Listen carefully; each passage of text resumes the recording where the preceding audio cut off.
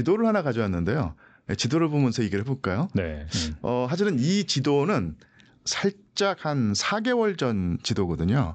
근데 지금까지 아주 큰 차이는 없습니다. 그래서 이게 우크라이나 그 지도가 있는데 요 그 핑크색으로 분홍색으로 칠해진 지역이 바로 지금 원래는 우크라이나 영토였는데 러시아가 점령하고 있는 영토거든요. 그래서 맨 위가 루한스크 주입니다. 네. 그리고 도네츠크 주가 있고 그다음에 자포로지아 주가 있고 헤르손 주가 있고요. 그다음에 크림 반도가 있는데 여기 그 루한스크 주와 도네츠크 주를 뭉뚱그려서 보통 돈바스라고 부르거든요. 근데 그 살짝 그 색깔이 다른 이 지역이 2022년 이전에 그러니까 2014년부터 2022년 사이에 내전에서 분리독립주의자들 그러니까 우크라이나 중앙정부의 탄압을 물리치고 딴살림을 차리겠다라고 하는 친러시아계 정치 세력이 장악하고 있는 곳이었어요. 그리고 이런 내전이 상당히 오랫동안 그러니까 2014년부터 2022년까지 7, 8년 동안 지속이 돼 왔죠. 그리고 당연히 민간인 피해가 상당히 많았었고요. 그런 상황을 뭐 쉽게 말하면 내버려둘 수 없다는 명분을 내세워서 푸틴이 우크라이나를 침공했는데요. 그런데 이 흰색 부분, 그러니까 쉽게 말하면 우크라이나가 아직 차지하고 있는 지역에 검은색 줄이 있는데요. 네. 이것은 그 행정구역입니다. 달리 말하면 이 루한스크 주는 거의 100% 지금 러시아가 차지하고 있고요. 도네츠크 주 같은 경우는 더 이제 서쪽으로 전진을 했기 때문에 지금은 80%를 차지하고 20%가 서쪽에 남아 있는 거예요. 근데 지금 푸틴이 계속 주장하고 있고 노리는 바가 뭐냐면 아직 손에 넣지 못한 도네츠크 주의 나머지 부분, 이 부분을 달라는 겁니다. 점령도 안 했는데 그렇죠. 예. 그리고 그렇게 되면 이제 트럼프 대통령이 계속 영토 교환이라는 말을 쓰는데 여기 위쪽에 아주 약하게 표시가 돼 있는데 네. 그 위쪽에서도 러시아군이 내려와서 차지하고 있는 우크라이나 영토가 몇 군데 있어요. 그 지역을 넘겨주겠다는 얘기죠. 우크라이나한테. 예. 그러니까 물론 이게 면적면에서는 네. 이게 상대가 안 되게 차이가 있고 당연히 우크라이나가 일단 뭐 그 영토를 넘겨준다는 것 자체가 치욕적이고 받아들일 수 없는 거지만 그걸 인정한다고 하더라도 이 교환이라고 하는 어떤 비율이 그야말로 영어로 치면 언페어한 거예요. 하지만 뭐 전황이 워낙 불리하기 때문에 그런 거를 따질 수 있는 상황이 아니고요. 아니면은 푸틴 대통령에게 아마 트럼프가 제안을 했을 텐데 이 자포로지아라든지 헤르손 지역을 일부는 다는 아니더라도 지금 러시아가 차지하고 있는 그 영토에 또 일부는 넘겨주면서 그러니까 남쪽 지대를 약간 내주고 이 북쪽 지역을 특히 이제 도네츠크 주를 확실히 차지하자. 이게 전 푸틴이 바라는 바고 거의 예상컨대는 또 추측컨대는 트럼프도 거의 동조를 한 상황이 아닌가 이런 생각을 합니다. 아무튼 간에 영토 문제는 그런 식으로 해결이 된 것 같고 그거 말고도 또 우크라이나의 안보는 어떡하냐. 예, 그렇죠. 예전 같은 경우에는 예. 내주고 나서 나토를 가입시킨다 이런 말도 있었지만은 예. 나토 가입도 지금 불투명한 상황이고 예. 그러면은 그 우크라이나 안보 이런 예. 거에 대해서도 분명히 이제 그 나토 중심으로 한 서방국 쪽에서 얘기가 나올 텐데 예. 그거는 좀 어떻게 된다고 보시나요? 그러니까 젤렌스키 우크라이나 대통령의 입장에서는 그러니까 말로는 절대로 영토를 내주지 않겠다. 이것은 뭐 협상하지 않겠다고 말을 하는데 이것은 협상장에 나가기 전에 일종의 블러핑 같아요. 그렇죠. 센 척해야죠. 네. 그렇죠. 누가 어떤 바보가 협상장에 나가면서 내가 그 현실을 용인할 어떤 태세가 있다 이런 식으로 하겠어요. 당연히 그 위세를 부려서라도 조금이라도 더 자기 이권을 따내야 되는 상황인데 아마 내심으로는 점령된 영토를 돌려받는 것은 사실은 쉽지가 않다라고 생각을 할 겁니다. 만약에 그것을 내주는 순간 정치적으로 큰 그 타격을 입을 수 있는데 그걸 상쇄할 수 있는 게 뭐냐면 우리가 비록 동쪽의 영토는 뺏겼더라도 앞으로 확실하게 러시아의 재침공으로부터 우리의 국가 안보를 지킬 수 있는 확고한 대책을 보장받았다고 하면은 충분히 통할 수 있는 상황인데 그게 가장 좋은 것은 젤렌스키라든지 우크라이나 입장에서는 나토 회원국이 되는 것인데 사실 이것도 사실 쉽지가 않죠. 네. 그래서 지금 논의되고 있는 게 서방 국가가 강력히 요구하고 트럼프도 못 이기는 체하면서 이제 받아주는 모양새를 취하고 있는데 나토 회원국으로 우크라이나를 받아들이지 않지만 나토의 그 규정에 준하는 어떤 그런 지위를 주겠다. 그러니까 쉽게 말하면 이 나토란 것이 나토 회원국과 하나의 회원국이 타국의 공격을 받았을 때 모든 회원국이 같이 싸워준다는 것이거든요. 그런데 우크라이나에게도 그런 지위에 준하는 지위를 줘서 나중에 러시아가 재침공을 해올 때 나토와 같이 싸워주겠다 이런 약속을 해준다는 것이거든요. 이런 식으로 아마 우크라이나 젤렌스키 대통령의 안보 불안감을 해소해서 결국은 협상에서 조금 더 타협적인 자세로 나오기를 유도하는 듯한데 문제는 뭐냐면 큰 그림은 그런데 항상 그렇지만 이 실행할 때 자잘한 디테일이 문제가 될 수 있고요. 또한 큰 그림에 동의한다고 하더라도 실제로 세부적인 사항이라든지 실제로 시행을 할 때 충돌이 있을 수가 있고 생각이 다를 수가 있어요. 그렇죠. 네. 그리고 어느 한쪽이 또 나 그런 적 없다는 식으로 발뺌을 할 수가 있으니까 그러니까 그런 식으로 분위기는 무르익어 가는데 서로 다른 생각을 가진 협상 주체들이 만나서 실제로 아주 정교한 조항이라든지 문구를 써낼 때 과연 합의를 볼 수 있겠는가 그러니까 이런 불안감이 있죠. 일단 우크라이나군 인원 손실은 어제 날짜로 131만 9천 명, 내일 되면 132만 명이 될 겁니다. 근데 이 그래프를 잘 보시면 왼쪽에 보시면은 미세하게 끝에 지금 최근에 좀 올라가고 있어요. 그러네요. 네. 한 10% 정도 최근에 증가했어요. 물론 썸머 오펜시브로 해서 여름 공세를 좀 한 것도 있지만은 지금 전선의 그 도네츠크에서 상당히 돌파가 되고 있거든요. 그래서 그 손실이 좀 증가하고 있고 우크라이나의 인원 부족 문제가 굉장히 심각하고 있습니다. 그래서 70세까지 징병을 하고 있어요. 제가 이제 우크라이나 가면 군대 가야 되는 거예요. 70세가 안 됐거든요. 최근에 60세 이상, 그 전까지 60세까지 군대 끌고 가다가 60세 이상 됐어요. 벌써 1년 전에 우크라이나 병사들의 평균 연령이 47세였어요. 그러니까 뭐 그 20세짜리하고 47세하고 전쟁을 하니까 전쟁이 되겠습니까? 어쨌든 그렇죠. 그리고 제가 이제 그전에도 한 말씀드린 적이 있지만 2차 대전 때 독일의 인원 누계를 보시면 갑자기 끝에 가면 확 늘거든요.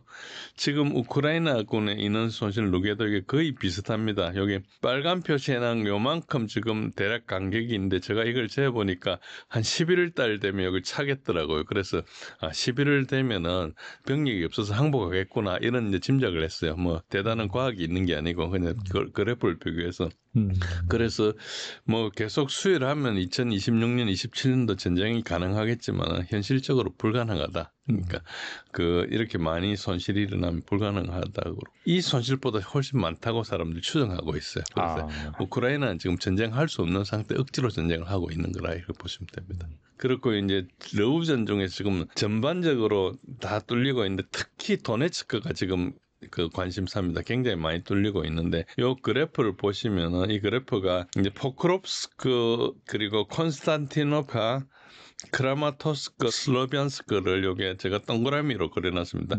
포크롭스크가 파란색이고 콘스탄티노프카가 보라색이고 그 다음에 크라마토스크가 초록색, 그 다음에 슬로비안스크인데 이게 지금 포크롭스크와 콘스탄티노프카 사이에 러시아군이 쭉 돌파를 해버렸어요. 그러다 보니까 양쪽이 포위망 비슷하게 생겼는데 이제 더 급한 게 남쪽에 있는 포크롭스크가 이제 거의 해가지고 지금 도망갈 길이 파란 화살표 있는 E50이라는 고속도로 여기에 하나 남아 있어요. 이렇게 남아 있기 때문에 이게 조금 있으면은 굉장히 철수도 지금 이 정도면 거의 철수가 불가능하거든요. 왜냐하면 철수하려는 그쪽으로 화력이 때릴 수 있기 때문에 그래서 여기 피해가 정말 많을 거로 생각합니다. 이제 그 우크라이나에서는 병력을 여단을 한 개를 더 배치를 했는데 이게 그렇게 배치가 10,000명 정도 된답니다. 그런데 실제로 포위한 러시아군은 한 10만 명쯤 되나 봐요. 그리고 이 10,000명도 어디서 데리고 왔는가 하니까 콘스탄티노프에서 데리고 온 거예요. 옆에 조금 넓은 데서 데리고 온 거예요. 그러니까 이게 문제가 뭔가 이게 요 자세히 보시면 보라색, 초록색, 빨간색 요 도시가 한 길로 쭉 연결돼 있습니다. 이것을 삼각점이라 그러는데 여기 하나가 돌파되면 쭈루루루 연달아 돌파될 가능성이 되게 크고 그러면 요 오른쪽에 있는 시베르스크하고 좀 붙거든요. 여기가 다 포위 직전이 됩니다. 그래서 포크롭스크가 무너지고 나면 급하게 이제 그다음 콘스탄티노플을 이제 포위를 할 수 있거든요.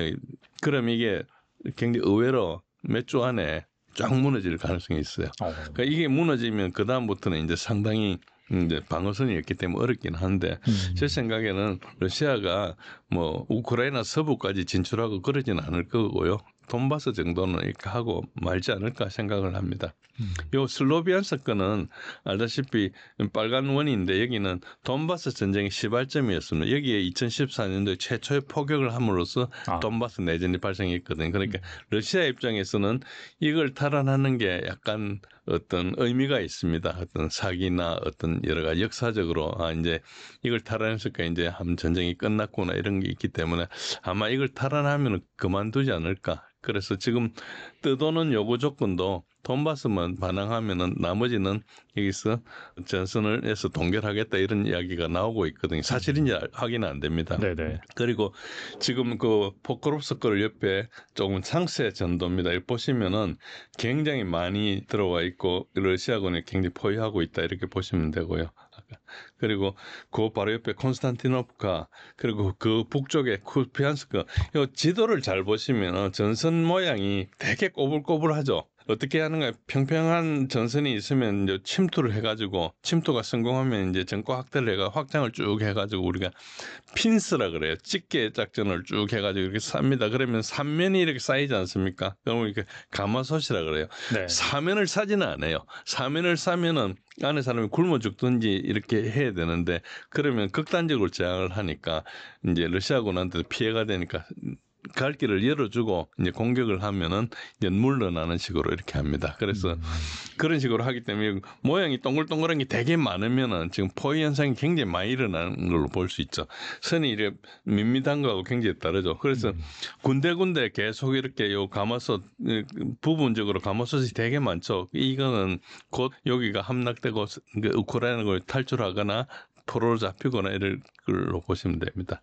전선을 그렇게 보시면 그렇고요. 그리고 이제 그 밑에 수미 지역은 쿠르스크를 침공한 다음에 거기서 이제 완충지대를 형성하기 위해서 내려왔어요. 내려오고 있는 요 부분도 도심에서 한 20km 정도 떨어져 있는 정도고 오른쪽에 카르키프 지역에서도 카르키프 지역은 여기 파라노니 카르키프라는 도시입니다. 카르키프가 이제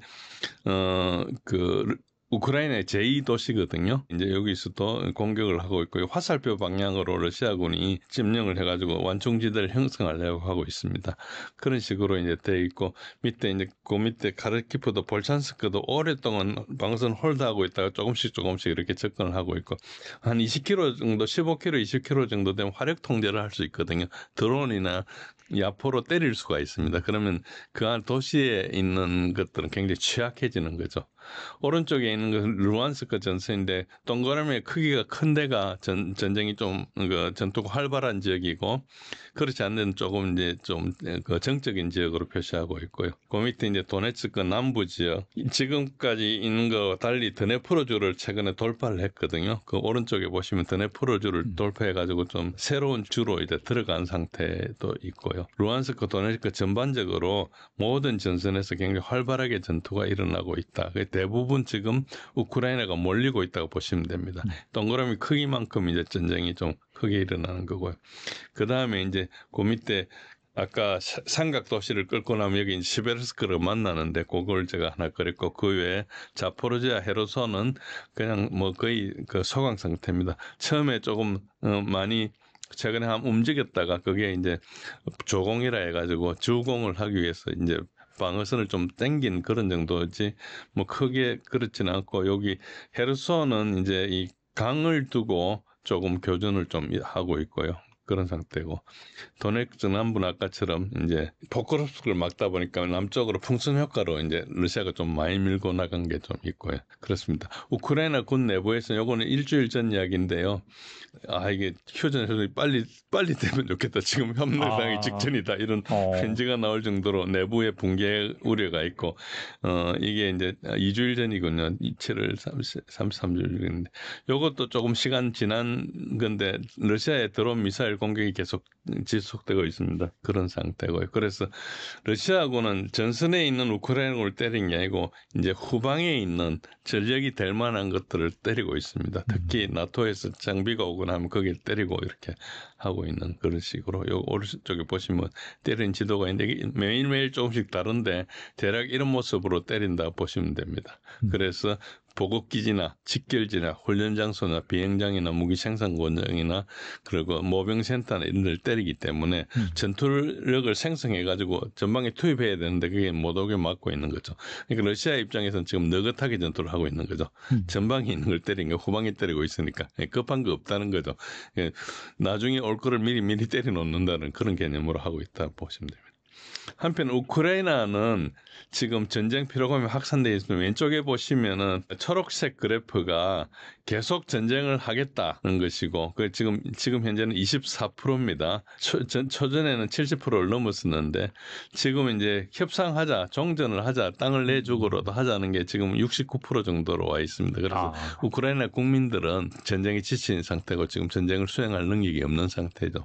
그런데도 이제 계속 이거를 끌고 나가고 있다는 그런 시죠. 그래서 지금은 의미 없는 전투만 하고 있고, 이 전투하는 것보다 머리를 비상하게 굴려서 좋은 협상안을 가지고 얼마든지 끌 수 있거든요. 그러니까 러시아도 전쟁을 계속하고 싶지 않기 때문에 희생을 받아낼 수 있는데 국가적 차원에서 이야기하지 않고 자기의 어떤 개인적인 차원, 그리고 이제 우크라이나가 어떻게 돼도 상관없는 영국이나 이제 독일이나 이쪽의 사람들, 그러니까 이번 이걸 계기로 군수 산업을 일으켜야 되겠다는 이런 사람들이 이제 네네. 끌고 나가는 거죠. 그래서 국민들만 희생되는 그런 걸로 있습니다.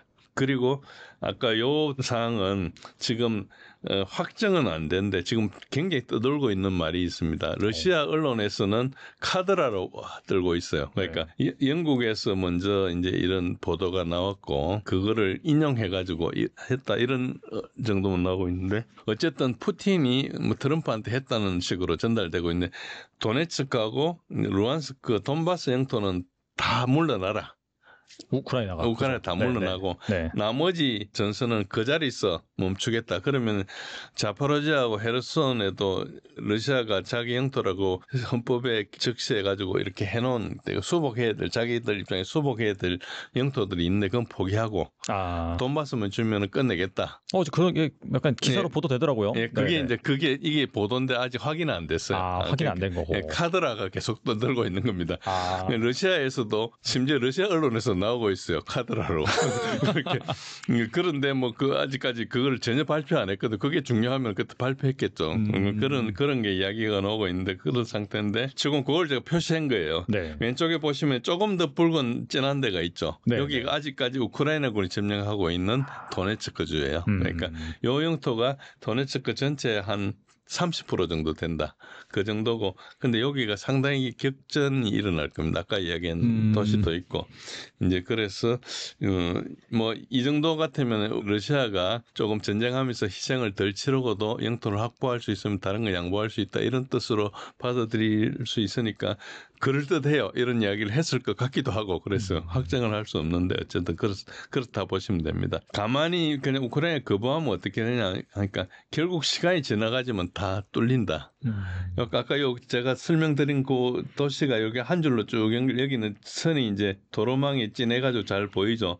쭉 이렇게 연결돼 있는데 사실은 러시아가 중요한 도로를 차단했기 때문에 보급도 이제 곧 끊기게 돼 있거든요. 그런 측면에서는 만약에 이거를 러시아가 제안했다면은 우크라이나가 받아들이는 것도 방법일 수 있어요.